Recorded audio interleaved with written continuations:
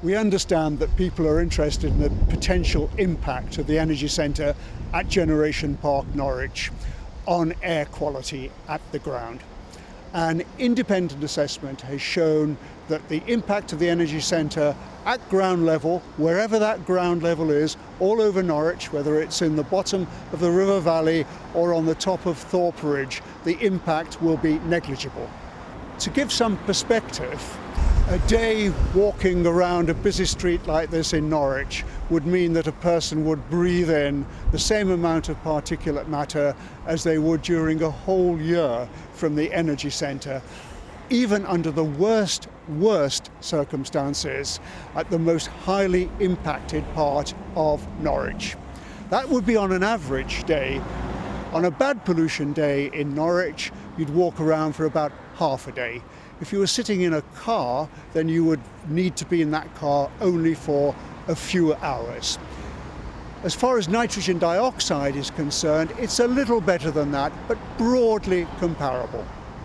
Most people understand that traffic is a major source of pollution at the ground, but there are many other sources of pollution which might come as a surprise to some people. There are natural sources. There's also one source of pollution in particular where we spend 65% of our time, which we ought to consider.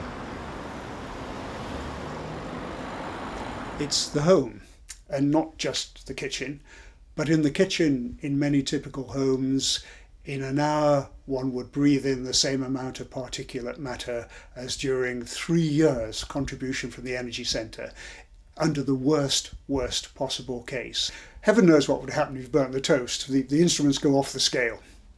Even in the living room, concentrations of particulate material and nitrogen dioxide can be high. The way you cook, what you cook, form of heating in your home, this can have very much more influence over your exposure to pollutants like particulate matter and nitrogen dioxide than any consideration of the energy centre. Changes in behaviour, looking at things like extraction rates in the kitchen, this would lead to concentration changes which would swamp the sorts of concentrations which people might experience from the energy centre at Generation Park, Norwich.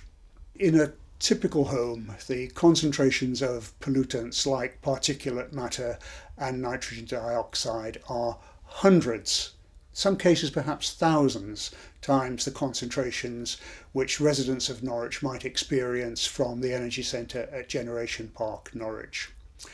Now, behind what I've said is a lot of scientific analysis and a lot of detail. And if you are interested, I suggest that you do go to the Generation Park Norwich website and have a look at the frequently asked questions relating to air quality.